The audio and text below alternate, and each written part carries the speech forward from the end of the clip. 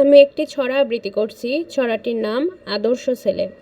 লিখেছেন কুসুম কুমারী দাস। আমাদের দেশে হবে সেই ছেলে কবে, কথায় না বড় হয়ে কাজে বড় হবে। মুখে হাসি বুকে বল তেজে ভরা মন, মানুষ হইতে হবে এই তার পণ। বিপদ আসিলে কাছে হও আগুয়ান, নাই কি শরীরে তব রক্ত মাংস প্রাণ। হাত পা সবারই আছে, মিছে কেন ভয়, চেতনা রয়েছে যার সে কি পড়ে রয়। সে ছেলে কে চায় বলো কথায় কথায়, আসে যার চোখে জল মাথা ঘুরে যায়। সদা প্রাণে হাসি মুখে করো এই পণ, মানুষ হইতে হবে মানুষ যখন। কৃষকের শিশু কিংবা রাজার কুমার, সবারই রয়েছে কাজ এ বিশ্ব মাঝার।